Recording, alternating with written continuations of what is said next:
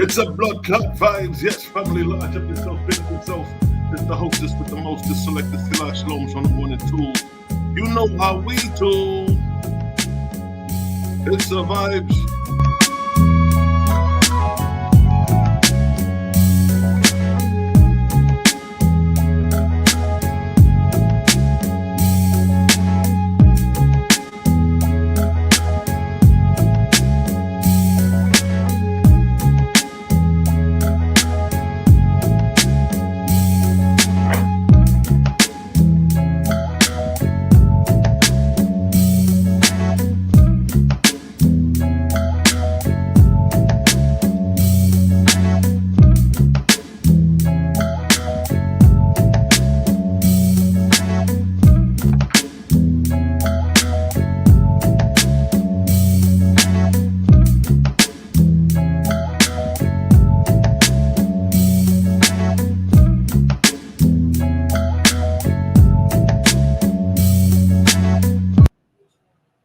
Yes, family, let's run the rhythm again still.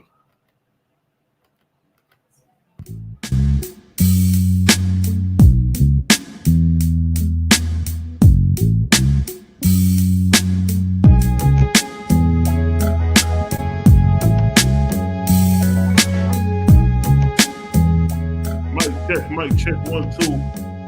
Give me one in the chat if you can hear me clearly. I'm chiming in. What it do, family?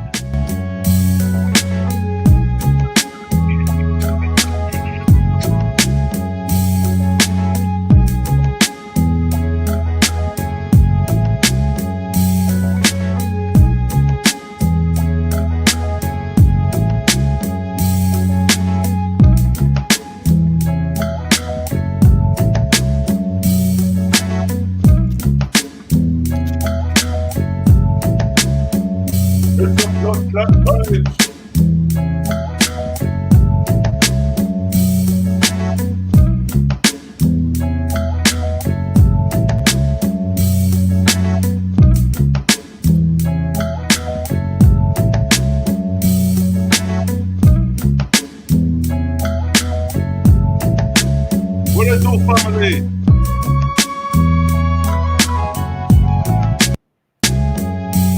What it do, family? How y'all doing today? We outside with it. You know what I mean? Coming back with a part 2.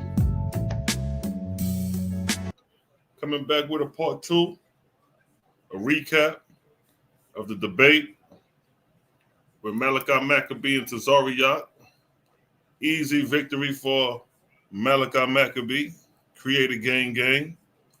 So on this segment, yesterday I did a recap on the debate itself. You know what I mean? And that was a long ass live yesterday too. You know what I'm saying? We were just vibing out. But today we're doing a recap on the Q&A session. It's 3 questions from each person concerning the topic of debate. And that's what we're going to tap into now. After me, I roll my ting. Create a gang in the building. Matter of fact, make sure to get you know what. Bittersweet Herbals. What it tastes is bitter, but the results are sweet. Bittersweetherbals.com. Run the rhythm. Bittersweet Herbals. What it tastes is bitter, but the results are sweet. Bittersweetherbals.com. Yes, family, make sure to get your bitters. You done know the system in order. So like I said, we're going to do a recap on the question and answer segment. You know, we're exposing that Paul is an agent, that Paul is not a true apostle. Paul is a self-proclaimed apostle. Paul ain't never met Jesus, Yeshua. Paul was out here persecuting niggas before he had to change your heart. So we got all these, Paul claiming to be a Roman citizen, a free-born Roman citizen. We got all these allegations hanging over Paul's head as being an imposter. Working with the Romans. Being the bloodline descendant of the Idumeans. Because you know during the Hasmonean dynasty is when the Idumeans converted to Judaism under what's his name? Hyrcanus. How do you pronounce his name? Yeah, I got a sick motherfucking doc I'm putting together right now. I got 2 docs I'm working on. One is called the Mesopotamian influence in pre-dynastic Egypt, showing that. Then I'm working on one called the 13th Apostle, Paul, the Idumean, a Roman agent. Oh, wee. That shit gonna be ugly too. We gonna show that. Let's run the rhythm for now, though, you know.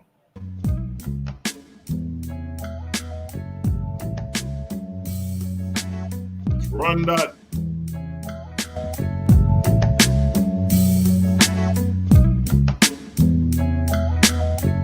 Y'all watch me roll my spliff.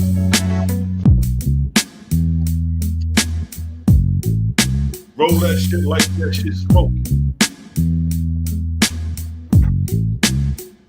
It's a blood clot vibes, yes, family. Peace to the righteous God, y'all so fits the big homie in the building. I see you, peace, God. I see you. So, Tone, what's good, family? I see you, King. Dreadful Cosmon Messiah. Mahalia Messiah. Every time I see Mahalia's name, I gotta think about it before I say it. I'm like, Mahalia. Okay, that's God. Big up yourself, sister. Bezel in the building. Peace to the righteous God. And the one and only Elijah 7 first came in. Peace to the righteous God.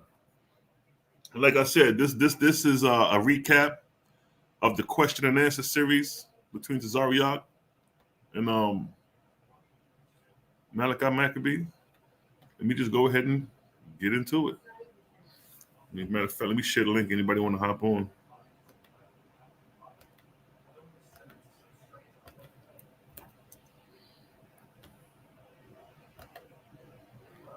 Let's get into it. For question and answers right now, y'all both got 3 minutes apiece. 3 questions apiece, and you have 3 minutes to answer it. If you don't need the whole 3 minutes, fine. You don't need to use it. I just want to give y'all enough time in case y'all might want to share the screen to show something or to prove it. Y'all can do that.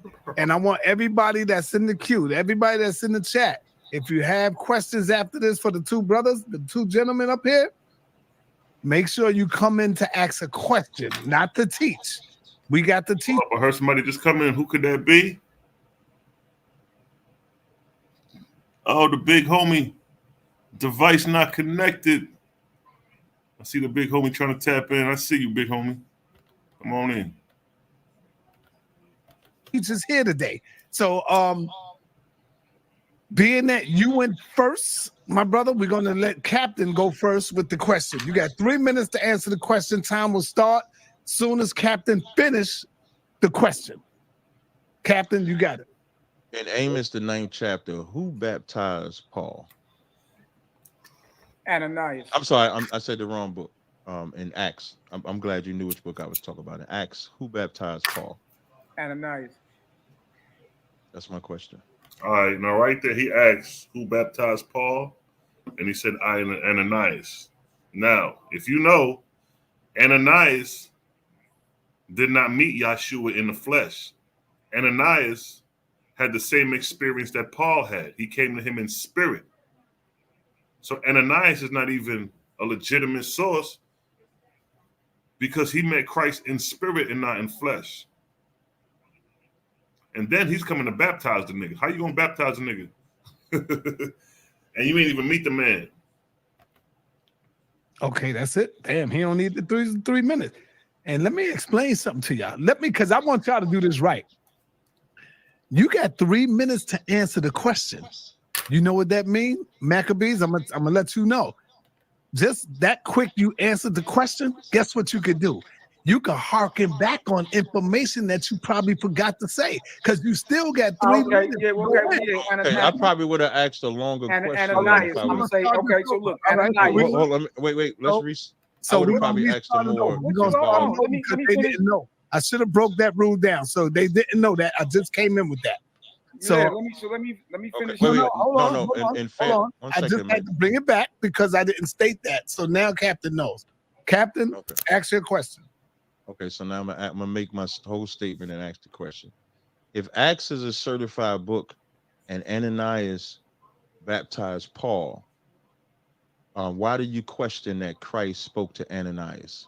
Or do you question that Christ spoke to Ananias? Yeah, when I broke down in the when I brought up the Saint Paul in Greek literature and went to his vision, he's quoting Greek proverbs, famous Greek proverbs from Greek poets from 500 years before who we call Yahshua was even born. I personally believe that the vision Paul had was the same vision Constantine had. So no, I don't believe the Damn, he said something that went over a lot of their heads. He said, I believe the same vision that Paul had is the same vision that Constantine had. Now, Constantine had a vision from Christ as well. When you look up the vision of Constantine, it's going to tell you that it was the deity Christ that came to him, the Christian God. The Christian God is Christ. And then, you have the Kai in a row on pictures with Peter. There's 2 pictures and a coin with the Kai in a row with Paul associated with it. And we know, for those who read the Owaspy, that Lou among the false Christ is the one who inspired Constantine to create the Kai in a row at the head of his army and on his shields. And the same Kai row, the cross, the Christ, you see associated with Paul. So that's why, for those who read the Owaspy, we associate Lou among the false Christ with Paul's with Paul being inspired. Messiah from the first century Palestine, who had a brother named James and Simon and Judah, appeared to Paul at all. He had a spiritual vision. He did, you dig, but that's not the Messiah. And that's why I showed that. Like, how is the Messiah quoting him Greek proverbs from Greek poets and playwrights from 500 years earlier? What is all that about? How does a Greek playwright get into the Bible? What is all that about? The fathers of tragedy and all that. So, and there's something else to consider. Ananias is the one that sent Paul. The high priest that he went to got permission from to go forth, the high priest. That's Acts 4, 5, and 6. I'm going to help you out real quick. Acts 4, 5, and 6. By the time you get up to Acts 9, 1 and 2, Saul goes to Ananias, the high priest, to get letters to go persecute those of the way. And when he get there, he bump into Ananias. You know what I mean? So in essence, the cat that sent them got the same name as the cat that received them. So if you look into Paul's conversion accounts, they got holes in them. So it don't matter if it say Ananias in Acts chapter 9 or they heard the voice in Acts 22 and they didn't hear the voice in Acts chapter 9. The entire claim to being an apostle was based off that vision. And all 3 of those visions do not line up. You can try to make it fit, but it don't fit. So according to the Bible, Ananias is the one, you know what I mean, that baptized Paul. But Paul. So again, he said Paul is a self-proclaimed apostle because he didn't go through the proper rituals to become an apostle. He claimed to be an apostle, his apostleship through the vision that he had through Christ. Paul's conversion story has too many holes in it to even be taken serious. And that's his only claim to being an apostle. And even based off Acts chapter 1, 21 through 26. Next question. And what he just Acts chapter 1, 21 through 26 is the rules or the ordination on becoming an apostle. Somebody left a strong statement in the chat. Hold up. Let me see that. What that statement at? Right here. Why didn't none of the 12 apostles baptize Saul of Tarsus? That's a good question. That's a good question. Because Paul did come across the brothers. He did come across the real apostles. And that's a good question. Why didn't they baptize him? All right. It's your turn to ask a question, brother. Okay, according to the Bible, how does one become an apostle?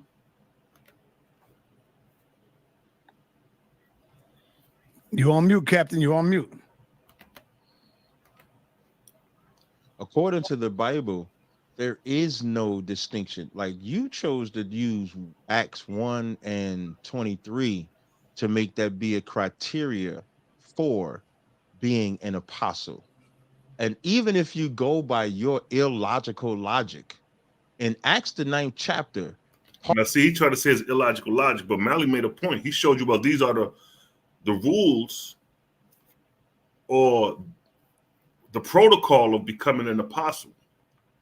Well, let's see what Cap say. Paul is met by Christ. So if anybody can make somebody an apostle, it's Christ. See, there you go. Cap leaning on his own understanding. That's not in the Bible. He asked you according to the Bible. This nigga making up shit again. There's nothing to question. Unless you question the book of Acts and the writer of Acts, you have to throw the book of Acts away, because according to the writer of Acts, which is not Paul, and even when you reference Acts the 4th chapter, talk about Paul met him, show me the verse where Paul met him, because when I went and read it, I don't see where Acts 4 and 5 it says Ananias the high priest. Don't interrupt me. Don't interrupt me. Don't interrupt me. Look at that. That nigga lost his cool. That nigga lost his cool. He was getting cut so bad, the frustration and anger finally comes out.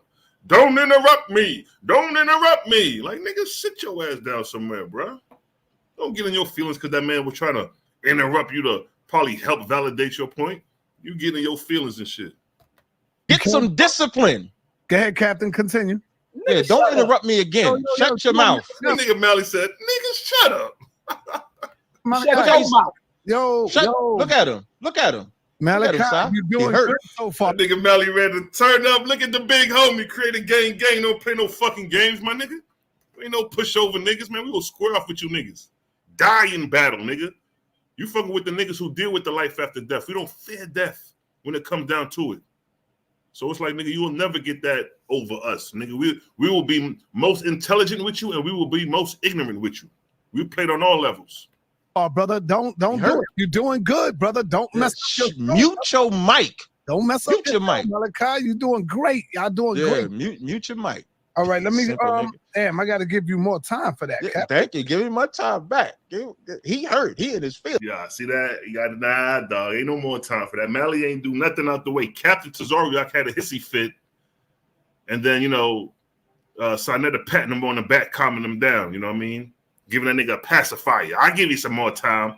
So I gave that nigga a pacifier because I know that nigga a big baby complaining about an interruption. Nigga, fuck the interruption. This shit is a debate. It's going to be interruptions. Okay, Maccabee, you're doing great, but you don't want to mess up your joint, bro.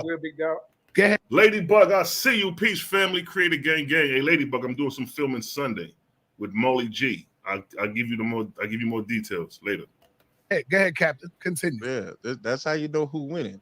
So again, unless we throw in the book of Acts away, when you say how one becomes an apostle, I don't even need that, because in Acts the 9th chapter, it's Christ that comes to Paul, and it is Christ that speaks to Ananias, and it's Ananias that then baptizes Paul, gives him his sight back, and now he's able to go do the work. Hold up now. Where in the Torah they talk about being baptized? Where they talk about that in the Torah? Where in the Torah where niggas is baptized? I could be wrong, but where niggas is being baptized in the Torah? Out of 613 laws of Torah, where does it says be baptized? So where is baptism coming from? Like I told y'all, a lot of the Torah changed after the captivity. When Ezra came back, when the Second Temple was established, 4th century BC, when Ezra came back, a lot of shit changed. That's when you see the Pharisees, the Sadducees, all these new particular sects come out on the scene post-captivity. Prior to the captivity, show me a verse before the Assyrian captivity, before the Babylonian captivity. Show me a verse where prophets was baptizing men and women.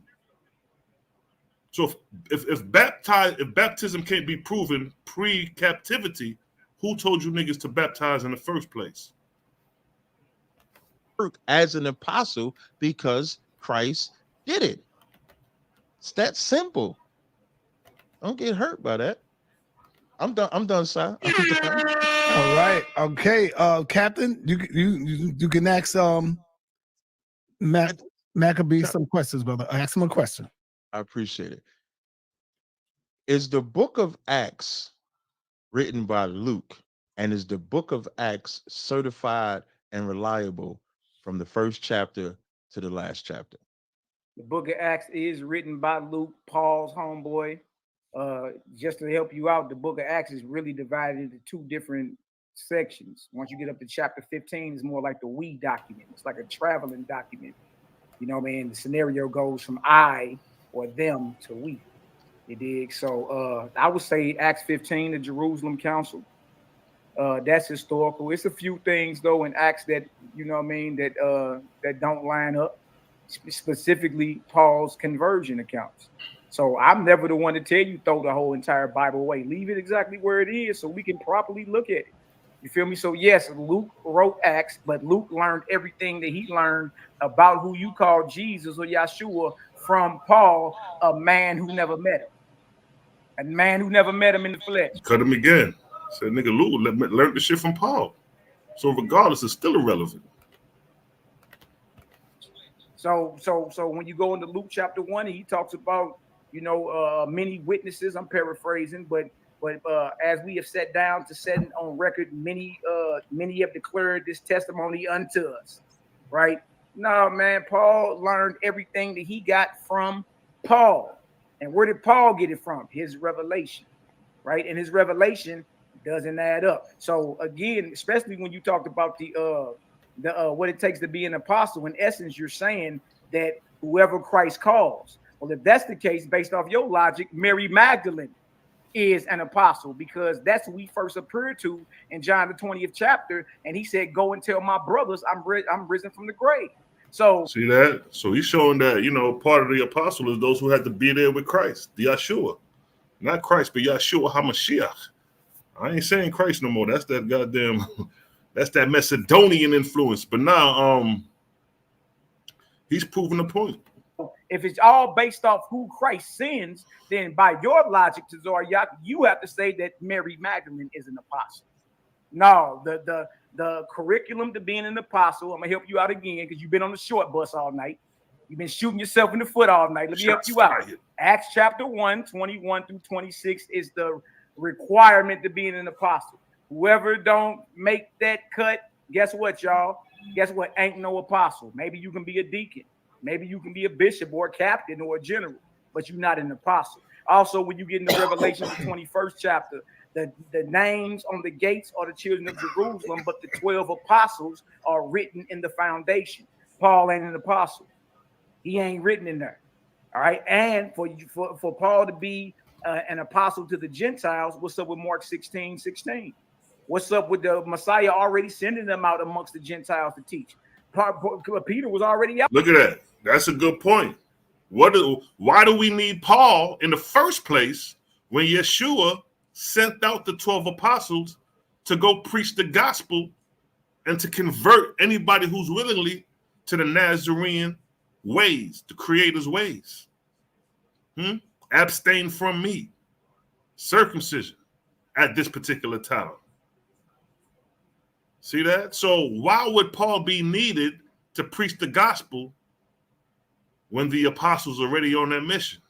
This is what I'm saying. I got to think about this. Paul is a goddamn agent, nigga. You ain't got no reason to be out there preaching the gospel when these niggas are out. These niggas already out there doing it, and they was with Yeshua. Nigga, you never met him. And you out here talking. Just imagine we out there preaching the gospel with one of our brothers who passed on. And then a nigga just come out of nowhere talking about some, yeah, I'm preaching the same gospel, but he came to me in spirit. Man, we gonna stone your ass. Get out of here with that. Who you fooling? Teaching by the time Acts 10 came into play.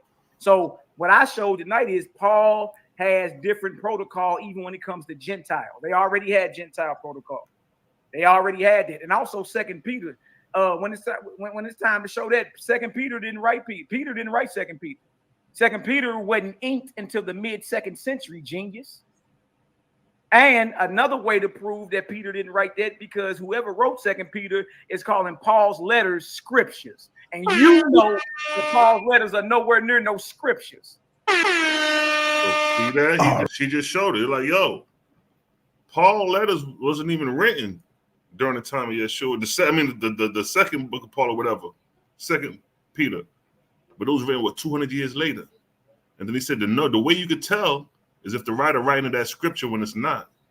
So Mally know his shit, basically. You know what I'm saying? For the most part, goddammit. He know his shit. All right, Malaki, ask your second question, brother. My second question is, what is meats offered to idols according to the Torah?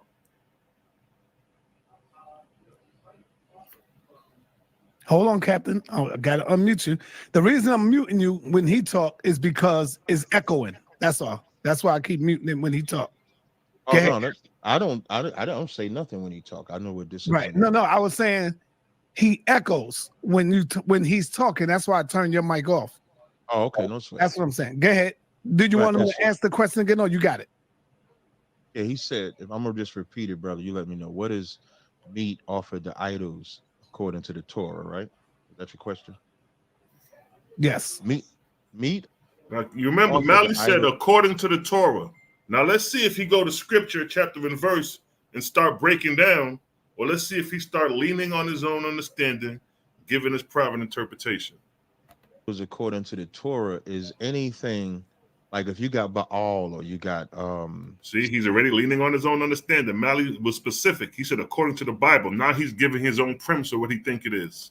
Caesar or Christmas or whatever, and that meat is offered to that idol specifically or any idol specifically, you cannot eat that meat because it's offered to idols. I'm actually glad you asked that question because in 1 Corinthians, the 8th chapter, dealing specifically with that, Paul says it's a sin. So in Acts 8 and 12, it's going to be 1 Corinthians 8 and 12, it says, but when ye so sin against the brethren, you wound their weak conscience. Wherefore, if meat make my brother offend, like a lot of people get the letters confused or the epistles, whatever you want to call them, confused. And it's damn near like if we trying to explain to somebody today, how do you not celebrate Thanksgiving? How do you not celebrate Christmas? Like Christmas just. Now, like I said, Mally was specific. He said according to the Bible. See, this is where the interruptions got to come in at. So if Mally was to interrupt and said according to the Bible, Captain Tazarych could go into a hissy fit again. Don't interrupt me. Don't interrupt me. And then Sonetta going to have to give him a pacifier and say, I'm going to give you 2 extra minutes. But accordingly to what Mally asks, according to the Bible, he ain't going to Bible yet. And it's been about like, what, 40 seconds so far? It's past. So how do you teach somebody not to celebrate Thanksgiving? Me as an Israelite, Christmas. Me as an Israelite, that Christmas tree means nothing to me. That Christmas dinner is not Christmas dinner to me. It's meatloaf or macaroni and cheese. This nigga talking about Christmas dinner. The nigga asking you a specific question according to the Bible. You supposed to be in Leviticus, nigga. That's where you supposed to be at right now. You over there wishful thinking. He over here wishful thinking about Christmas. First it was Thanksgiving on the first go around with him. Now you talking about Christmas. Come on, man. Chapter and verses is what we're looking for. But what I do know is if I go to my mama's house on Christmas, they're going to all believe that I'm eating Christmas dinner, not just macaroni and cheese and meatloaf. So I will not go, as Paul said, wherefore if meat make my brother to offend, I will eat no flesh while the world standeth. And if I was to go further in the same book, in 1 Corinthians, the 10th chapter, he says, but I say unto you, wherefore, therefore, you eat and drink. I'm sorry. Now look at that. He's fucking up. He's stumbling. Now he's about to read a chapter and verse that still ain't answering the question. He said, what is meat offered to idols according to the Bible? And look what verse he decides to go to try to explain that. He says not to eat the meat sacrificed to idols. It says, but if a man say unto you, this is offered in sacrifice unto idols, eat not the meat. So according to the Torah, any meat that's offered to idols, but if I go upstairs and was that Torah or was that New Testament he read? That was New Testament. Nigga, Torah is Leviticus. You got to go there and prove that. You can't prove that with Paul. Paul wasn't there when the Leviticus order was running. You got to go to Leviticus priesthood and explain that. See, he's still off. Make a hamburger, I can eat that hamburger.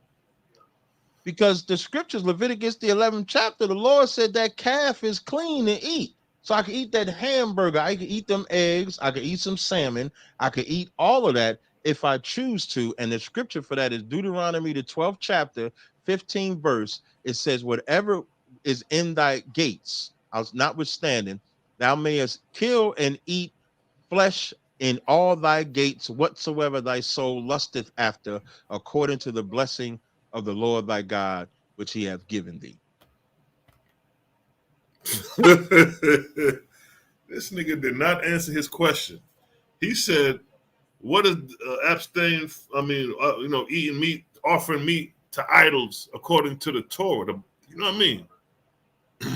So that was it wasn't the correct answer. All right, Captain, ask your third question. My third question. Final. I heard you just say that Second Peter's is not authority. Are there any other books? I might be a little lengthy with this question, sir. Is that okay? I'm just asking ahead of time. Go ahead. So he can have on. Listen, he said he's going to be a little lengthy with this question. I want y'all to remember when he said that. He's going to be a little lengthy with this question for Melly's response. Understand it. Go ahead. Right. So according to the Bible CA, I can give you the website if y'all need to see the website. I can share my screen if y'all actually need to see the website. According to that website, there were 6 books that were not considered scripture. It wasn't just Second Peter. It was Second Peter. It was James. It was the second book of John, third book of John, were all considered not scripture. But it was considered not scripture when it says it was issues. It was only issues because the scriptures was regional, because they was written to certain locations. So is that true or false? And if you question Second Peter, should we question John, James, and Revelations and Hebrews as well? Is the question. That's an excellent question. Let me share my screen, sir. Excellent question. Let me share my screen, brother. Excellent question, brother. Let me know when that's up. Screen is sharing. I told you I had a bird trap set for you, boy. Look at that. That's in my rebuttals. The Apostle Peter didn't write the book of Second Peter. Try again. And the account that the long suffering of our Lord is salvation, even as our beloved brother Paul, also according to the wisdom given unto him, has written unto you. 2 Peter 3:15. As also in all his epistles, letters, speaking in them of these things, in which are some things hard to be understood, which they that are unlearned and unstable rest, as they do also the other scriptures. Scriptures is to knock in the New Testament time. Paul's letters are scriptures? No, they're not. Unto their own destruction. 2 Peter 3:16. Source, Nicene and post-Nicene Fathers, second series. All right. We going into Jerome and Gennadius. This was written 1,600 years ago in the 400s. There goes Simon Peter right here. Look what the scholarly consensus was about Peter. Simon Peter, the son of John, from the village of Bethsaida in the province of Galilee, brother of Andrew the apostle, and himself chief for the apostles. Watch this. Look at this right here. At his hands he received the crown of martyrdom, being nailed to the cross with his head towards the ground and his feet raised on high, asserting that he was unworthy to be crucified in the same manner as his Lord. He wrote 2 epistles, which are called Catholic. Catholic means universal. The second letter, the second of which, on account of its difference from the first in style, is considered by many not to be by him. And that was 1,600 years ago. Many understood that Peter didn't write 2 Peter, but that ain't enough. I got a whole nother source for you, boy. Look at this right there. Source, HuffPost.com, a chronological New Testament. Now look at this. Let me show you what you're dealing with, Tazarych. Look at this right here. A chronological New Testament sequences the documents very differently. Its order is based on contemporary mainstream biblical scholarship. Though there is uncertainty about dating some of the documents, there is a scholarly consensus. You hear that? You hear that, Sarnetta? There is a scholarly consensus about the basic framework. The New Testament begins with what? 7 letters attributed to Paul, all from the 50s. Paul was writing before the Gospels came out. The first gospel is Mark, not Matthew, written around 70. Revelations is not last, but almost in the middle, written in the 90s. 12 documents follow Revelations, with 2 Peter, the last, written as late as when?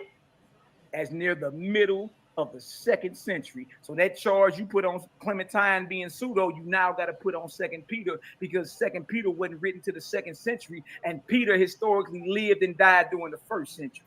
Bag drop. So he just shows sources to show that 2 Peter came much later. Beginning with 7 of Paul's letters illustrates that there were vibrant Christian communities spread throughout the Roman Empire before there were written gospels. His letters provide a window into the life of very early Christian communities, placing the gospels after Paul makes it clear that as written documents, they are not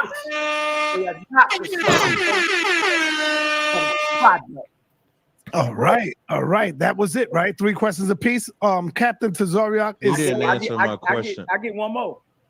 That was all right. Gotcha. Wait, Captain, before he answer his question. Yeah, So he did not answer my question. I did. I answered about 2 Peter. You all right, but Captain, I got one more question. Hold on. We got. I didn't ask him about 2 Peter though. I got one more question. Hold on for a minute, brother. Hold on. I just want the record to show I didn't ask him And about that you 2 did Peter. ask me about 2 Peter. Yes, you did. So let me get my question on, bro. All right.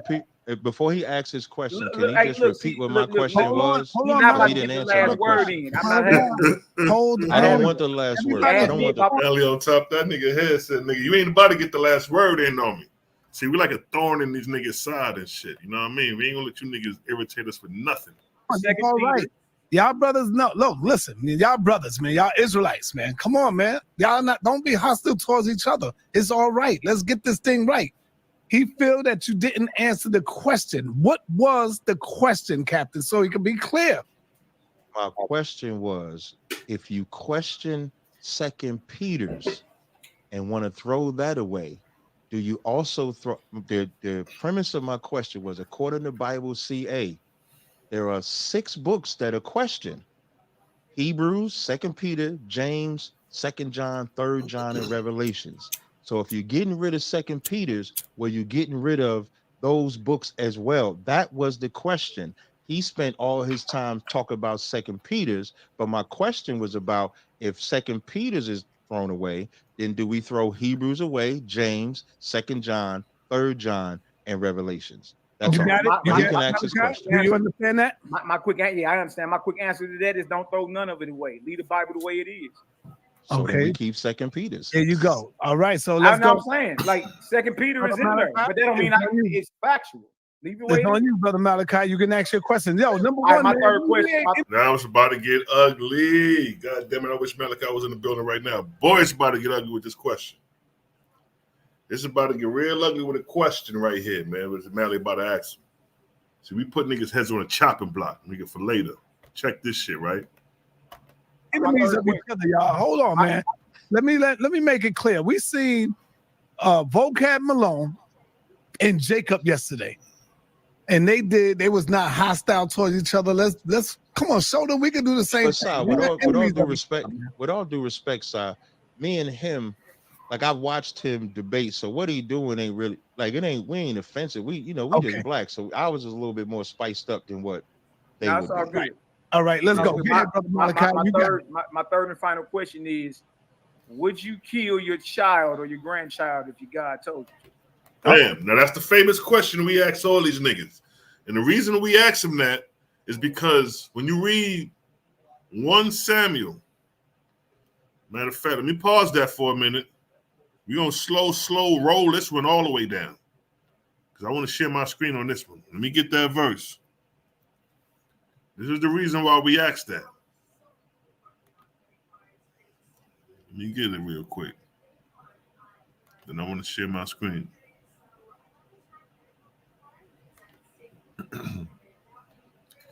This is the reason why we asked that right here.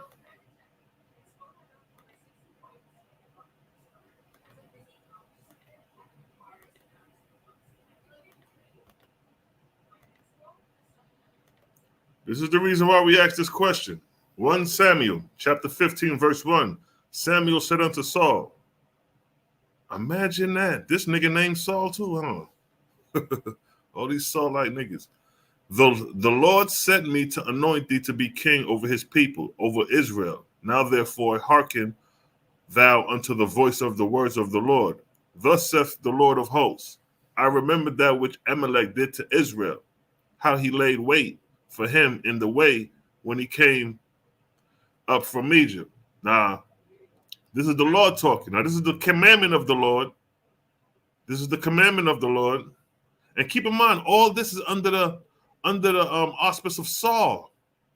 Saul is about to commit a genocide on the people, and you got Saul in the Bible that was persecuting the Israelites. What a coinky dink. Now, verse 13. This is the commandment of the Lord to do right here. Now go. He's giving instructions, and smite Amalek, and utterly destroy all that they have, and spare them not, but slay both man and woman, infant and suckling, ox, sheep, camel, and ass. Now, the Lord is instructing you to kill infants and suckling.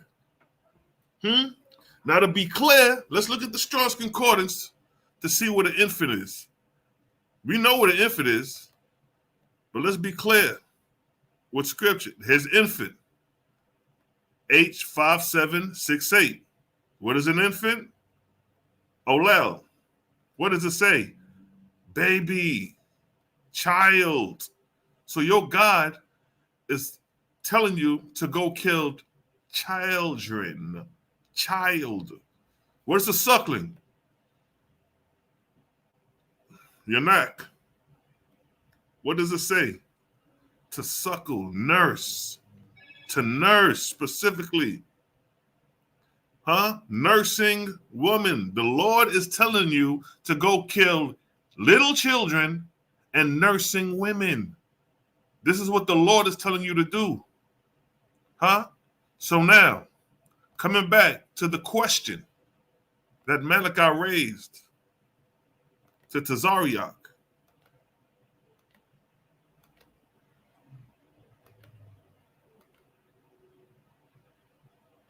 Oh, man. Let me pull it back an inch or two. Make it clear. We seen Vocab Malone and Jacob yesterday. And they was not hostile towards each other. Let's come on, show them we can do the same thing. With all due respect, Si, me and him, like I've watched him debate. So what he doing ain't really like we ain't offensive. We just black. So I was just a little bit more spiced up than what they would all do. good. All right, let's go. My third and final question is: would you kill your child or your grandchild if your God told you to? Oh man. Well, according to Genesis, now I would have to go into the scriptures. So according to Genesis, what is it, 20? So Mally asked him a simple question. Really, that shit is a yes or no answer. But he's going into the scriptures to prove his point. Just trying to go to the verse. Genesis, what is it, 21, 22?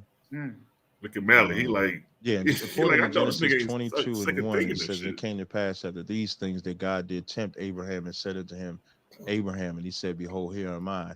He said, take now thy son, thine only son, Isaac, whom thou lovest, and get thee into the land of Moriah, and offer him a burnt offering of the mountains. And Abraham rose up early in the morning. I'm just skipping down for time's sake. And Isaac spake to Abraham. Now, not to interrupt, what he's reading is when Abraham was about to sacrifice Isaac. Now, you know who read the Owaspi, that wasn't even God. That was the evil angel from Sodom and Gomorrah impersonating to be God.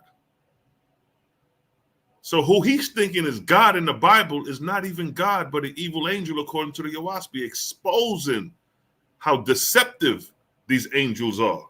The God spell is real because he's displaying the God spell. Let's listen. His father and said, my father, he said, here am I, my son. And he said, behold, the fire and the wood, but where's the lamb for the burnt offering? And Abraham said, my son, God will provide himself a lamb. So Abraham obeyed the word of the Lord and did it, but the Lord prevented him from doing it. So if the Lord said, now he's deceived. Tazarych is deceived to think that he said Abraham obeyed the Lord. He think that's the Most High when it's not. To do it, you would follow and obey what the Lord said to do. But the Lord stopped. We know based on this story here, or the scriptures, I should say, that the Lord stopped Abraham from doing it because it was just a test of his faith. Yeah, so that's a yes? Yeah, well, it's a yes, but I think that it would be a test. You heard that? He said it's a yes that he will kill his child and grandchild if the Lord commanded him to do it. He said yes. So here we have our fourth person who admits to killing their child if God told him to, showing you how real the God spell is. I don't think the Lord would actually tell you to do it. I think it would just be a test because we can see. You'd be willing to go through with it. Or I'll go through any trial the Lord puts me through. You would? Okay. Ecclesiasticus. Again, he just admitted it right there. I'll go through any trial the Lord's put me through. So if the Lord put you through a trial of sacrificing your child and grandchild, you'll do it. He admitted it again. You got to read between the lines when these niggas talk. Let me answer. Ecclesiasticus, the 2nd chapter, say, when you come to serve the Lord, prepare thy soul for temptation, set thy heart aright, and constantly endure, and make not haste in the time of trouble. Cleave unto him and depart not away, that thou mayest be increased at the end. So because I want to be increased. Now he reading some shit that ain't got nothing to do with nothing. He just reads some scriptures. And he gonna try to cap it off at the end. Increased at the end, I will obey the Lord at all times. Right. So you wouldn't test the spirit though. This is like 3 questions he just asked. You wouldn't test the spirit.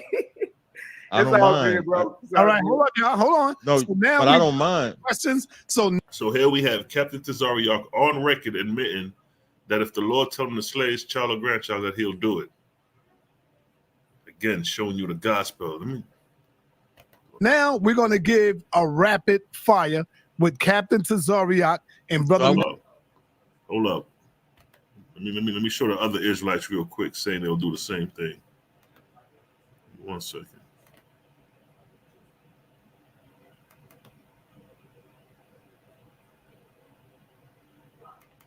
Listen. Is that if a child was to be rebellious, okay, towards their parents, they was to be taken out and stoned to death because of that. You see that? Would you do that? Would you do that if your God came back to you today in glory and said, I want you to stone your son if he get rebellious? Would you? Would you do it? Yeah, I probably would. Yeah, I would. Wow. Again, see that? That's another Israelite admitting that they will sacrifice their child if their Lord tell you. We're showing you how strong the God spell is, right? So Captain Tazarych is 1. That's 2. That's 2 admitting that, right? That's 2 cats admitting the beast, the nature of the beast of their God. Here go another cat. The one you kill your son over. Yeah. He told me like Abraham, I'm not more than an Israelite. You see, he said, yeah. And then he went to Abraham too, the same thing Cap went to. But these niggas, he's another one that said he'll admit to slaying a child if the Lord tell him to. Showing you how strong the God spell is. If he said kill your son, and I got clear, this the Most High talking to me. Hey man, me and my son both gonna read that story, and my son, he loved the Lord enough because I teach him the laws. Yeah, he's right. So that's just another one admitting that he'll do it. Showing you the sick nature of the beast inside man following these gods. God came to you right now, tonight, in pomp and glory, shining, and he commanded the death of your child. Would you sacrifice your child? If the Most High told you to do it, of course. Wow. Look how quick he answered that. He said, if the Most High do it, of course. He said, of course. He said, of course. Yo, son, come here. The Most High told me to kill you. Of course. Gone. Showing you the sick nature of these cats. Now, this is 4 cats I just showed. Captain Tazarych, Jeremiah, Judah Naz. I don't know the other cat name, and the other cat, I don't know his name. Admitting to killing their kids for their Lord. See that? Let's listen to this nigga again. Listen to how he responded. Did the death of your child, would you sacrifice your child? If the Most High told you to do it, of course. Wow. That nigga said, of course. So again, we got 4 cats on record admitting that if the Lord tell them to sacrifice their child, that they will do it. But in the same breath, the Lord said, thou shalt not murder and kill. So it shows you that they're not even testing the spirit. They're just following the commandments of the Lord, even if the Lord lies. That's detrimental. See, we don't follow no Lord, gods, and saviors. Creator only. Creator gang. Let me go back and share my screen. The rapid fire part. Let's see what they're talking about with the rapid fire.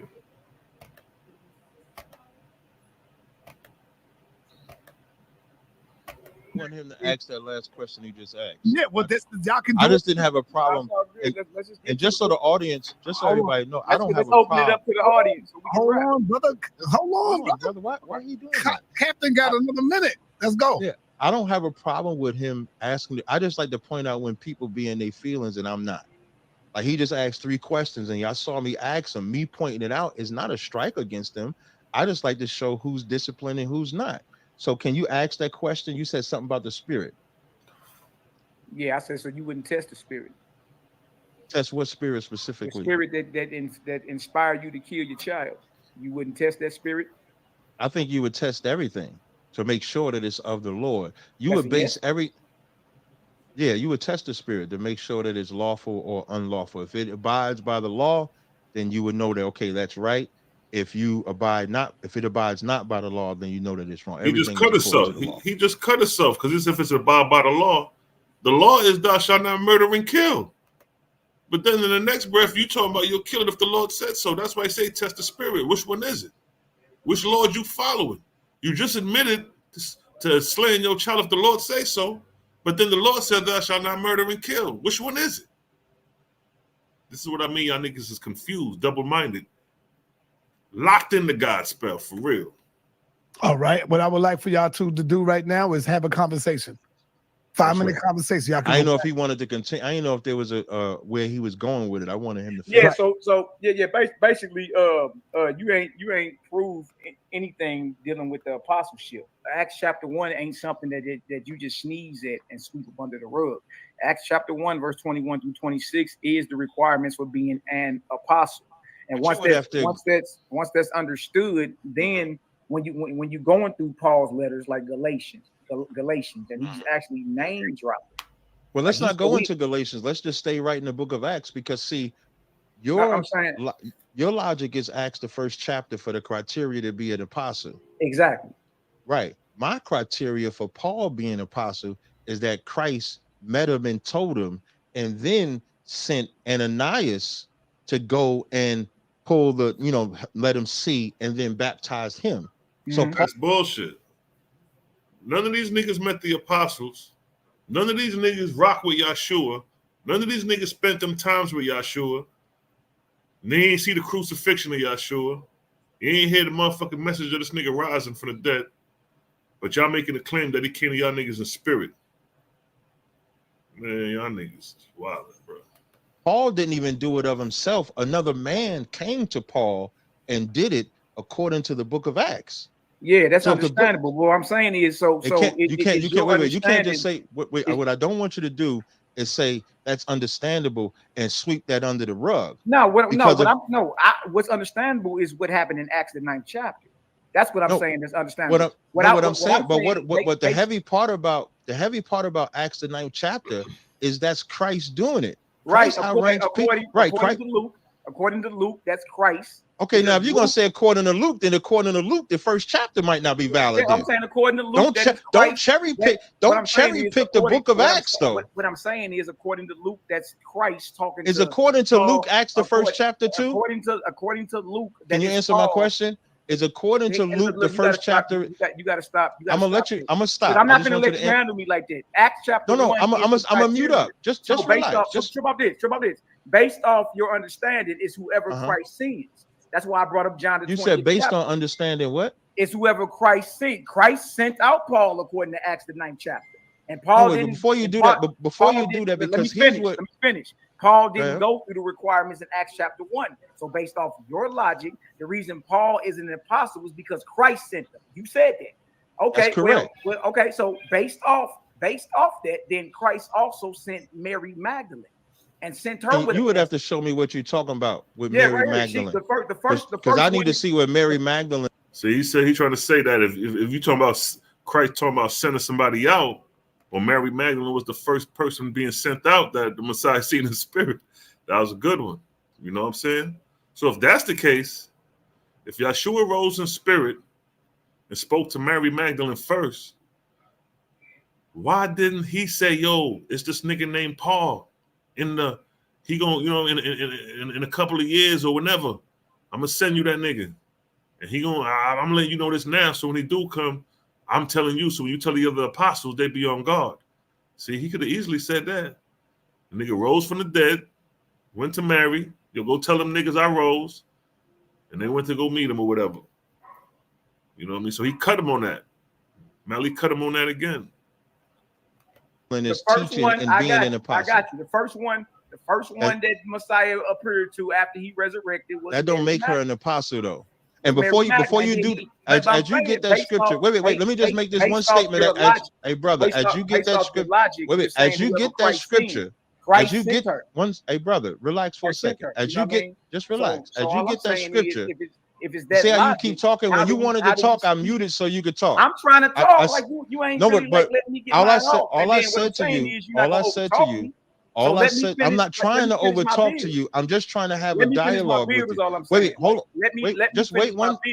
I don't have a problem with you talking about. I don't have any problem. Why you got to do that? Hey, Malaki being specific. Let me finish my bill because he is talking over. Malaki making this point and he interrupted. I know it's rapid fire, but you always want to finish your point before you just jump in and try to go to somewhere else. So this is where Cap is not showing no discipline. Because Mally's consistently repeating the same shit. Let me finish my bill. If a nigga tell me that about 3 times, all right, let me fall back and let the nigga finish his bill. All right, go ahead, get out. But Cap's still going. And I'm over here. You being real I'm over here trying to build with you, and you said you right. And so if we have a bill, I hear you, you hear me. I ain't gonna let that happen. Why we can't just hear each other? Brother, why we can't just hear each other? I'm not yelling at you. I'm not yelling. I'm okay, but you interrupted me while I'm just asking you a simple question. I'm asking about what it takes to be an apostle. Right, and all I wanted to say, and on that subject, why you said Galatians 5:12? I dare you to go look it up right now in the blue letter. Cut off is castration. Why would you pronounce castration on your brother? All right. Let's hear from the captain. Captain, Acts the first chapter. Once again, what I wanted to highlight. He can't say Acts 9 is according to Luke because he's also using Acts 1, which is also written by Luke, as a criteria for what makes an apostle. So his position is that Acts 1 gives the criteria that the disciples use. Christ outranks Peter. The only person that outranks Christ is the Most High. So if Christ goes to Paul, blinds him, tells him to do a mission, and then sends Ananias to take the blindness off of him and baptize him, you can't question Paul's apostleship. You have to question the book of Acts, because the book of Acts is what we're reading. And if you're going to use Acts 1, you got to use Acts 9. No, you can't get rid of neither one of them. You can't do neither one of them. And when you mention Galatians 5 and 12, I'm not talking about getting rid of any of them. Brother, why you interrupt me? He just said, let you talk. And so I was quiet and gave you the respect to the floor. Misrepresenting what I'm saying, bro. Like, you misrepresent everything that I'm saying, but I did not interrupt you until Sinetta said, okay, Cap, go ahead and talk. You the only one undisciplined. I'm saying, why can't you just be quiet? Like, why? In Galatians 5 and 12, you said, I dare you to get Galatians 5 and 12. So I'm going to what you dared me to do. And you trying to cut me off. So now in cut off, G609, that word means to amputate, reflexively, to mutilate, privily, cut off. But that's not the context of the conversation. Verse 11, Galatians. Malaki over there laughing because he proved his point. They say with it cut off, mutilate. Yeah, they gotta say that. So that's being hostile towards the apostles. 5 and 10. I have confidence in you through the Lord that ye will be none otherwise minded, but he that troubleth you shall bear his judgment, whosoever he shall be. And brethren, if I yet preach circumcision, why do I yet suffer persecution? That's a question. He's saying, if I'm preaching circumcision, why am I suffering persecution? Which is the opposite of what you're saying. It gives a whole different context. He's asking a question. If I preach circumcision, why do I yet suffer you? Then is the offense of the cross ceased.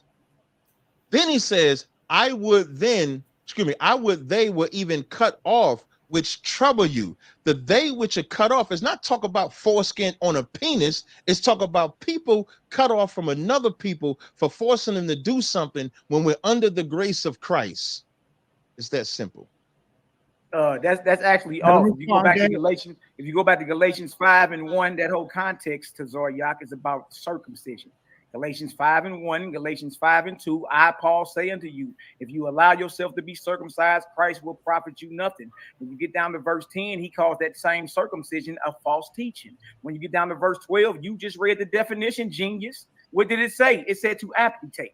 We're talking about circumcision, brother.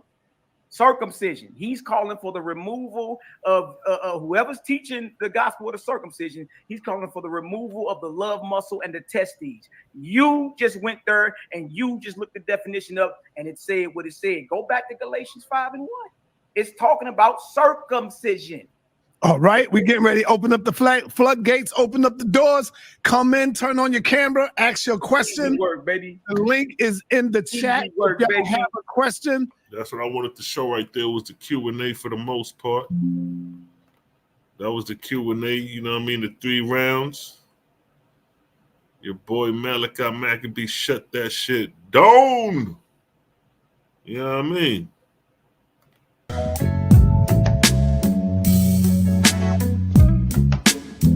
Let's let the rhythm run for a minute, yeah? Give me a 1 in the chat if you feeling the vibes, because it's always the vibes. You know how we do.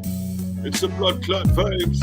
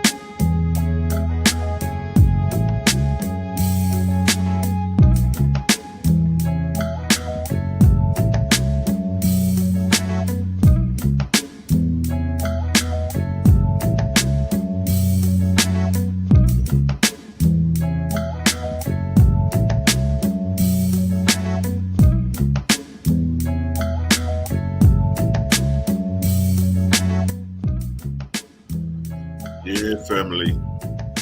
It just shows you how deep the rabbit hole goes with these false gods, yo.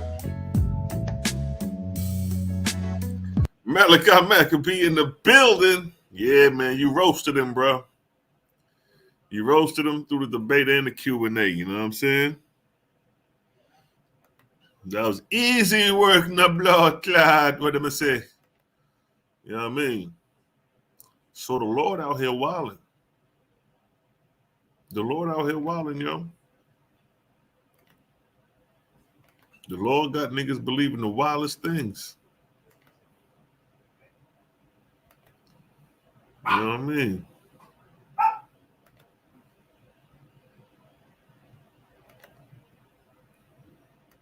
Judges 20.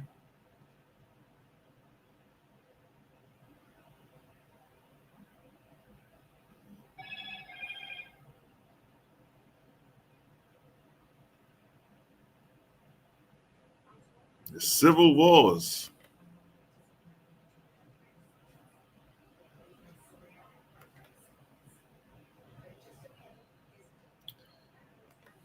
Chestnuts roasting on an open fire. That's where you headed, boy. To pine oil heaven. Chestnuts roasting on an open fire. That's where you headed, boy. To pine oil heaven. Chestnuts roasting on an open fire. That's where you headed, boy. To pine oil heaven. Chestnuts roasting on an open fire. That's them chestnuts.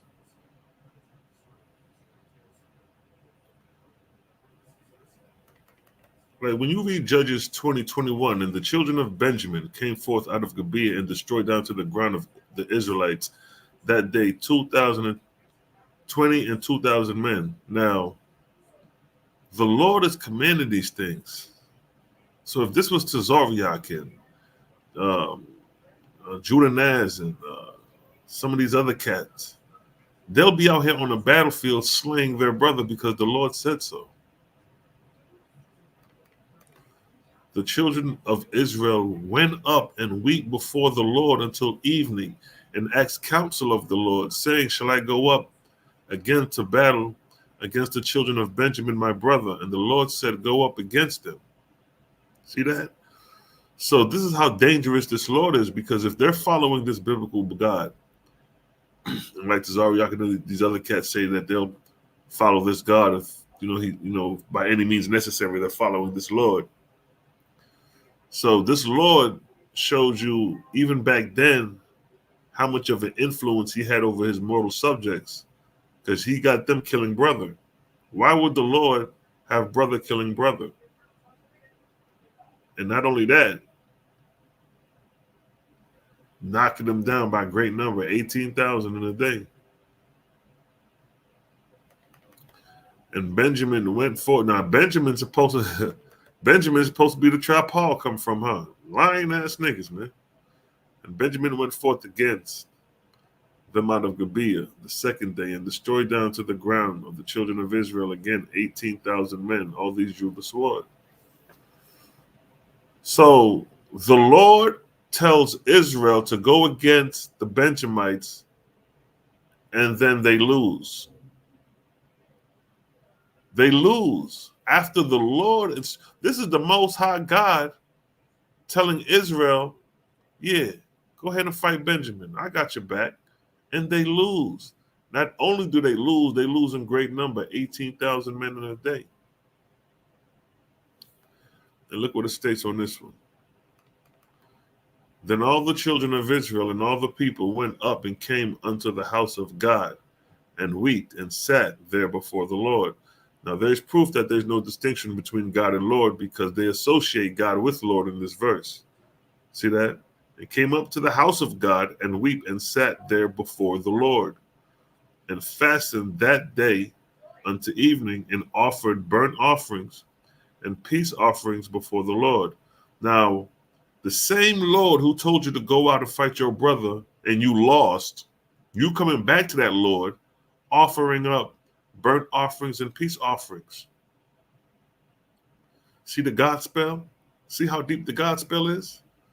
These niggas locked in. And when we skip down, the Lord himself decides to come down. Where that verse where the Lord himself comes down. Right here. Judges 20:35. And the Lord smote Benjamin before Israel, and the children of Israel destroyed of the Benjamites that day 25,100 men. All these drew the sword. Now look at that. Look at the genocidal acts delegated by the Lord between Benjamin and Israel within the house of Israel.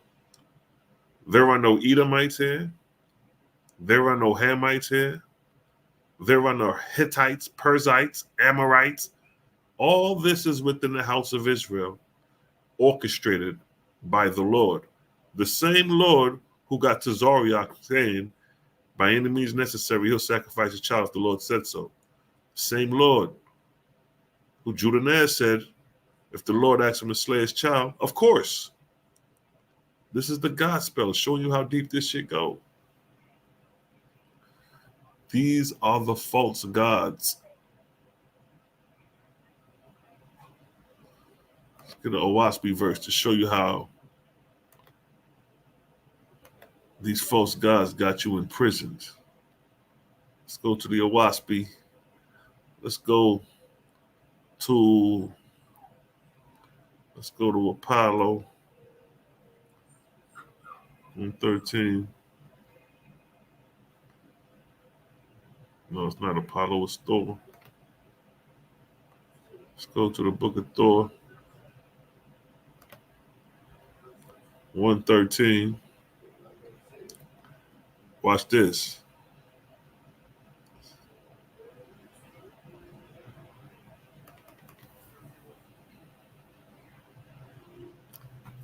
It says, in many of these heavenly kingdoms, there are wars and anarchy, hells, where the angels torment one another endlessly. Nor will these false gods and false lords and their subjects admit that there are higher heavens than their own. Now check this. The spirits of the newly dead. The spirits of the newly dead. So niggas who just getting killed, getting crossed over in spirit, who just died last week, who just died a year ago, 5 years ago, who just died yesterday. The spirits of the newly dead are captured and kept in ignorance of Jehovah and his vast creation, and made to bow down in adoration and worship to the false Lord or false God, who is your biblical gods. And these in turn, being in contiguity to mortals, inspire them to the same worship, which fit them at the time of their death to fall as slaves to the dominion of whom they worship. So this one verse is exposing how false gods and false lords captured the spirits of the newly dead and make them subservient slaves, and then turn around and inspire them to go inspire mortals with the same inspiration of worshiping these false gods, false lords. The wars in heaven have inspired mortals to war on earth, so that all around the world unending battles are going on. See that? Those who are slain on the earthly battlefield. Now keep in mind, we just read in Judges right here that 25,000 died in a day, orchestrated by your Lord. Look what the Awaspi say. And those who are slain on the earthly battlefields are born in spirit in chaos, not knowing they are dead as to the earth life. And so they linger on the battlefield, still battling imaginary foes. Look at that.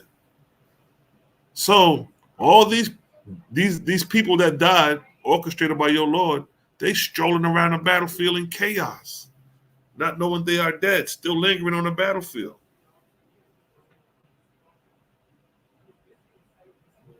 That's the beautiful thing about a Waspi, that level of insight. That insight with the nature of the spirits of the dead who die in warfare. But your God in the Bible is a God of war, right? So if your God is a God of war, what are the spiritual conditions of those who die in war? It's fair enough that your God should tell that. Explain it to us. Because right here, look what it say. Look what it say. Book of Jehovah 8:6. And mortals slain in war, human beings slain in war, shall be born in spirit in chaos on the battlefields. Keep in mind,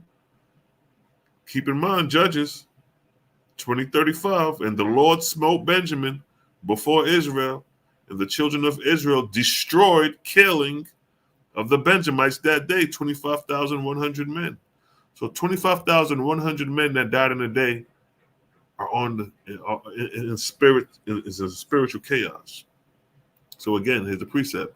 And mortals slain in war shall be born in spirit into chaos on the battlefield. And entering the S world, the spirit world, in chaos, they shall not know that they are dead as to earth life, but shall still keep fighting right and left. Look at that. So you on the battlefield slaying niggas, bam, bam, bam, and somebody come out the backside and blap, chop your head off that quick. Shoo! You in spirit that quick, don't even know you dead. You still moving like you on the battlefield. That's what this is saying right here. Let's read it again. And mortals slain in war shall be born in spirit into chaos on the battlefields, and entering the S worlds, the spirit worlds, they shall not know that they are dead as to earth life, but shall still keep fighting right and left.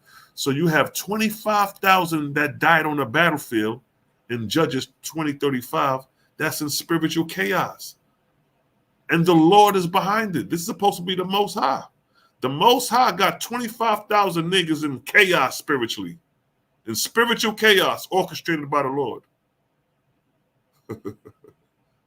The Lord smote Benjamin. What does smote mean? Let's look at the Strong's Concordance for smote. Huh? We clear up all things over here. We don't leave nothing, no stones unturned. So when the Lord said he smote Benjamin, what do he mean by smote? Let's see. What does smote mean in the Hebrew? Nagaf, right? What does it mean? To strike, smite, to be stricken. Huh? Smiting down. Dash. You know what it is to get dashed? And there you got slain. To be slain is to die. See that? Your Lord out here killing niggas. Look at that. To slay. See that? So he's out here inflicting pain on niggas. 25,000 in a day. Gone. Orchestrated by the Lord. The same Lord who we got on record, Tazarych and them boys, talking about they'll sacrifice their child if the Lord said so. This is the same Lord. But the Owaspi is confirming that when mortals slain in war shall be born in spirit and chaos on the battlefield, and entering the spirit world in chaos, they shall not know that they are dead as to earthlings, but shall still be fighting right and left. And they come back up here, one verse up. With foul gases of atmosphere, they shall make weapons of war in places of torment. And these elements shall make suffocating hells in order to cast one another in chaos. This is in the spirit world. This is in the atmospheric world, the angelic world, right in your backyard. This ain't far away. When you die, you're not floating off far away somewhere. When you cross over, you're gonna be right here still lingering. An enemy shall take enemy in these heavens, spiritual warfare, and cast them in the places of torment, and they shall have built, which they have built, and they shall not know peace nor wisdom. See that? See that? But there's always a redemptive plan. And the work of your heavens shall become as nothing, and you shall go about delivering hells and the spirits in chaos, and your labor shall become exhausted. Truly you shall cry out because you came and peopled the earth. For I have also created this possibility for my creation, so that both angels and mortals shall learn to know the elements of the heavens and the earth, and to know the trials of love and misfortune. See, everything ain't sweet. You're going to go through hell sometimes. Nor have I made wisdom possible to any man or angel who does not know my elements and the extremes of evil and good which I created. See that? See that? But in the times of great darkness, which shall come upon the earth and these heavens, I will bring the earth into Danai, a time of light, and my Etherian angels shall come in my name and what? Deliver them. See that? So great darkness and evil don't reign forever. There's a time of deliverance. There's a time of redemption. And what does it says? And again, for another cycle, they shall be left with the lessons given to them. But they shall fall again in course of time. But again, I will deliver them through my gods and my goddesses. I will cause them to comprehend the magnitude of my creation. See that? The way to creation is a stumbling block. You're going to go through the stumbling block. You're going to rise above it. You're going to perfect yourself as you go. Through trial and misfortune is how you perfect yourself.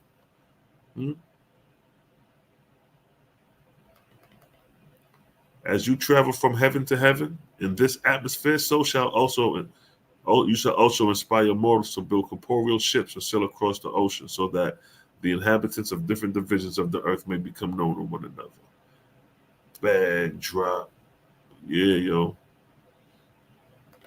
Watch be sweet. We don't follow no God of war. Give him a little bit of book of judgment.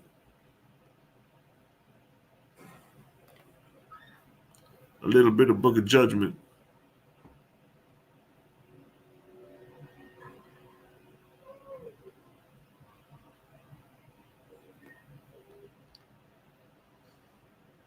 See that? God judge against war. Book of Judgment. You know, they talking about Judgment Day. The revelation has come through the Owaski. There's a book called the Book of Judgment. God judge against war. How can you follow a God of war in the Bible when God is judging against it? God is judging against war. But over here, he got you smiting infants, suckling, and ox. Judges 20, he got himself going down, killing 25,000 men. God is doing this. But in the Owaski, it's correcting it's cleaning up the mess. You have a false God and you have a true God. True God does not engage in warfare.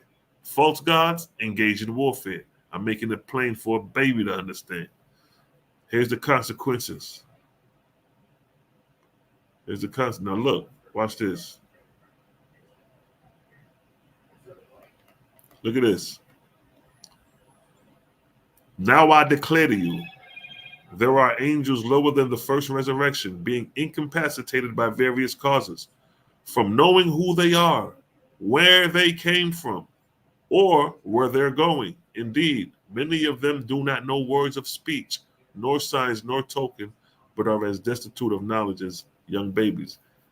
This is a description of spirits that are destitute, that are unaware, that are unconscious, void. Right? How did they get this way? Let's read that one more time. And the question is, how did they get this way? Now I declare to you, there are angels. Now keep in mind, angels ain't nothing but us. When we cross over, it's just a label and a name. The same way we label ourselves human, the same way we label ourselves immortals, human beings, those are just titles on our species. When we die and cross over, they classify us as angels. Some say spirits, but angels is basically the term used in the Owaski. An angel is the equivalent of saying human being. When you see grandma, when your loved ones pass on, and you see them in spirit, they look just like how they look on earth. They still a person, but in spirit. That's their angelic body. You have a spiritual body and a terrestrial body. This is our terrestrial body. And when we cross over, the spiritual body is in semblance of this physical body. So angels ain't nothing but one-time human beings. Now I declare to you, there are angels, one-time human beings, lower than the first resurrection, being incapacitated by various causes from knowing who they are. They don't know who they are, where they came from. They don't know who they came from. They don't know mommy and daddy, or where they are going. They don't know where they're headed, no sense of direction. Indeed, many of them do not know words of speech. That sound like children. You got to teach babies words of speech, but if you don't know that, that means you may have died before you was able to learn words. So we're talking about infants, children before they learn speech. Many of them do not know words of speech, nor signs, nor token, but are as destitute of knowledge as young babies. Now, look what it say here. Look what it say in verse 4. Many of them died in infancy. Many of them died in infancy. Y'all hush. Many of them died in infancy. Some of them were killed by abortion. Some of them were idiots, and some of them deranged. Now look what it say here, the first line. Many of them died in infancy. Let's go back to the Bible, 1 Samuel 5:15-3. Owaski just said, many of them died in infancy. What did this say? Now go and smite. This is the Lord telling Israelite to do this. Israel to do this. Now go and smite Amalek and utterly destroy all that they have and spare them not. But slay both men, women, what? Infants and suckling. But what? Slay both men, women, what? Infants. What did the Owaski say? Many of them died in infancy. And being that they were slain in infancy by your false God, their spiritual conditions were what? Being incapacitated by various causes from knowing who they are. This is their spiritual conditions. They don't know where they come from because they died in infancy. They don't know where they're going because they're still an infant. They got to be taught and raised up by angels in the realm who know how to take care of them. Indeed, many of them do not know words of speech. Why? Because they died in infancy. See that? And what does it say? Many of them died in infancy. So this is the spiritual conditions of infants when they die young. But being that your God sent grown men to slay women, and infants, not only are they destitute of knowledge, they're born in spiritual chaos. Because as I just read, those who slain in war are born in spiritual chaos. So just imagine a little baby getting slain, and his little spirit swirls off into chaos. Of course, it's going to be delivered, but just dealing with that nature of that condition. See that?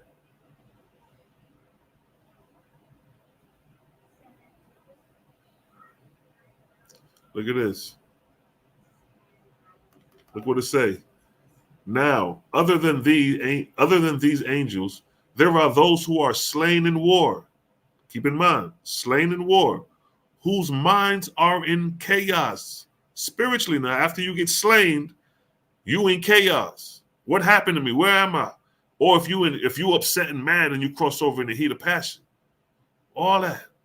Now, other than these angels, there are those who are slain in war, whose minds are in chaos, who, dying in the heat of passion, fear and anger, become wild and bound on the battlefields, or perhaps stroll away into deserted houses and castles and are lost, bewildered, and what? Unapproachable. See that? You have some spirit, you have some humans that got killed in the midst of hate, passion, anger, and crossed over in spirit with that lingering on them. And they become unapproachable, bewildered, and wild.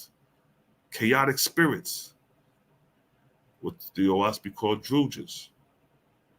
This shit gets deep. And look what it says.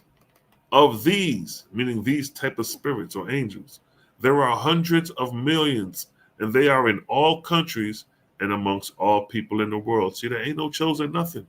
Everybody is a victim to these spiritual conditions, depending on how you cross over a spirit, especially if warfare. They are distracted and tormented with their own fears and bewilderment. See that? That shit is deep. Now look what it says. This is where Jehovah started giving judgment. Judgment is rendered against all nations and people in the world who engage in war, thus bringing these afflictions upon the angels of heaven.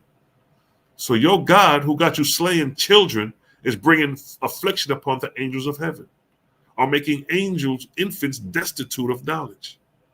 See that? Your God over here smiting 25,000 niggas in a day, creating spiritual chaos among those slain. What did the Awaspi say? Judgment is rendered against all nations and people in the world who engage in war, thus bringing these afflictions upon the angels of heaven.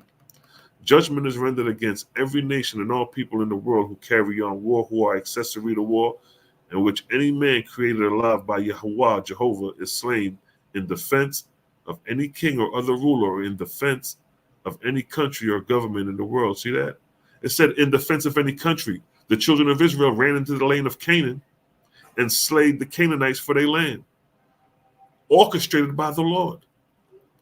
Judgment is rendered against those things. So who are you really following? Who is this biblical God that is a God of war, that is angry and jealous, that brings affliction and punishment on the third or fourth generation? Who is that God? That ain't them. That ain't none of my creator. I don't serve that nigga. I don't serve a nigga moving like that, claiming to be creator. That nigga is an imposter.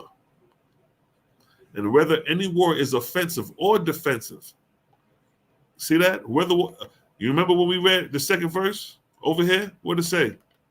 Look at the Lord instigating. Thus saith the Lord of hosts, I remember that which Amalek did to Israel, and how he laid wait for him in the way when he came up from Egypt. He's instigating. The Lord is instigating. Yo, you remember that shit son did to you? You remember when that nigga smacked you and got away with it? Yo, man, that was 2 years ago, man. You need to go back and get your smack back, bro. He right there. Go get him. That's the Lord instigating Israel to go slay Amalek. So he's playing defense or offense, either side. What did the Owaspi say? And whether any war is offensive or defensive, my judgment is against its aiders and abettors, and against the kings and queens or other rulers who are parties to war, willingly, knowingly, or otherwise. Huh? And look, I judge him guilty also, who is what? General Yohana, commander, Captain Tazarych, surgeon or private, that engage in war, or take parts in it. You know they're going to partake in the war, because if the Lord says it's time to go to war, them niggas go into war. All the Israelites who follow the God of the Bible will go to war if they Lord tell them to, not knowing that they're being misled by a false God. Aiding and abetting or otherwise, in which any man created alive by Jehovah is slain or caused to suffer death. See that? Look at this. And yet, aside from angels who are in chaos, there are hundreds of millions who are in declination instead of resurrection. Such angels are those who are in mortal life were what? Whipped, tortured, imprisoned, or perhaps were hanged or otherwise put to death. How many niggas was hanged during slavery? Huh?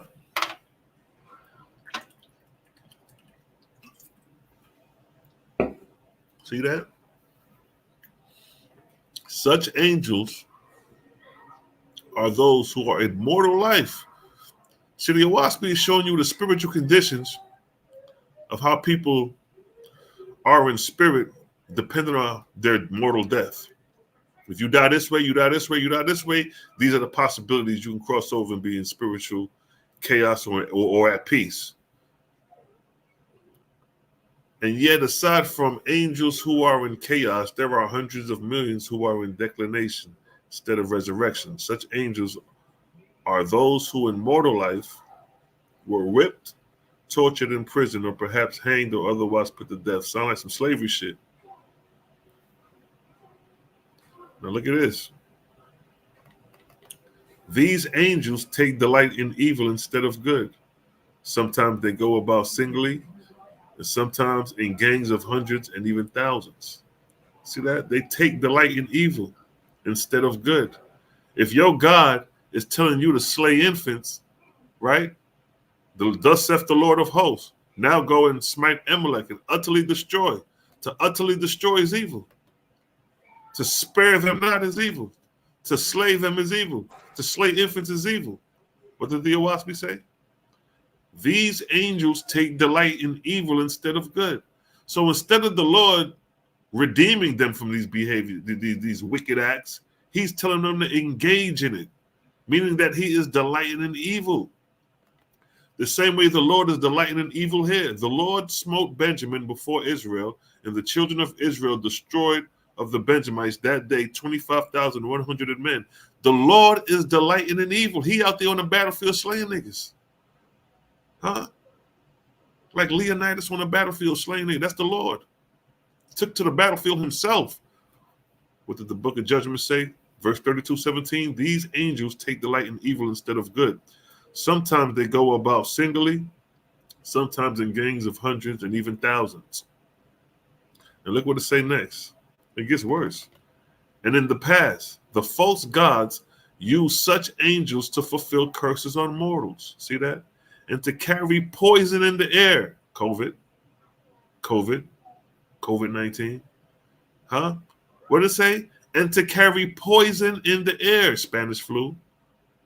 1900s, 1920s. The Spanish flu niggas had to wear masks. And what did it say? Inoculate mortals with foul diseases. See that? You got spirits. You got false gods. You got angels out here that could put curses on humans. You remember back in the day when the Egyptians, not the Egyptians, the Egyptologists started excavating Egyptian tombs in the like 1800s, and they started getting cursed. It was, they said they put curses on anyone who messed with the tombs and moved the tombs or whatever. So these Europeans started moving the tombs in the late 1800s, and they started curses to they died mysterious deaths and all that. What did the Awaspi say? The false gods use such angels to fulfill curses on mortals, huh? And to carry poison in the air and inoculate the mortals with foul diseases. See how deep this shit go? Behold, in this day my angels have shown that they can bring flowers and ponderous bodies. Similarly, the false gods, with their trained warrior angels who delight in evil, could cast mortals in death by poisons and suffocation. Look at that. See that? See that? See that? Right there. The false gods, with their trained warrior angels, who delight in evil, could cast mortals in death by poisons and suffocations. See that? Look what the OSP is revealing. Give me a 1 in the chat if you get this understanding, family, because it's a blood clot.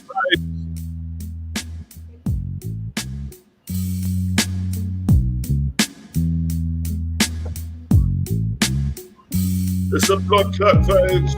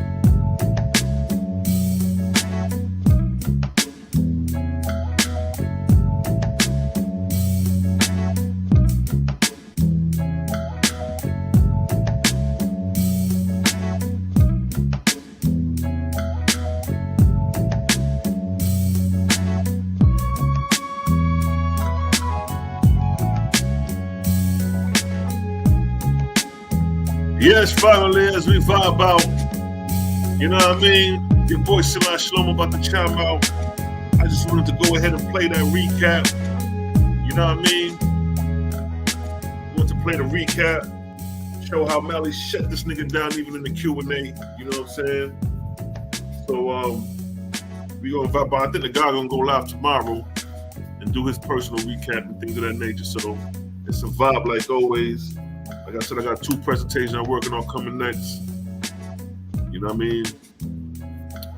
The Mesopotamian influence in pre-dynastic Egypt, and Paul, and the 13th apostle Paul, the Herodian agent of Rome. And with that, your boy Silai Shalom is out of here. Let me make another commercial break before we bounce out of here. Bittersweet Herbals, where the taste is bitter, but the results are sweet. Bittersweetherbals.com. Run the rhythm. Bittersweet Herbals, where the taste is bitter, but the results are sweet. Bittersweetherbals.com. Yes, family, make sure to get your bitters. And your boy Silai Shalom, we up out of here, family. Let's run the rhythm from the top. Let's run it from the top, family. Salud. Salud. We up out of here, family. It's a blood clot vibes.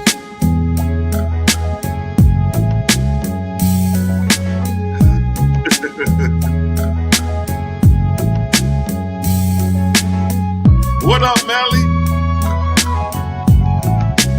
What's good, family? No, it's all good. Hey, you killed that shit, bro. Trust. I did my little slowdown on it, man. It's all love, man. You know how we do.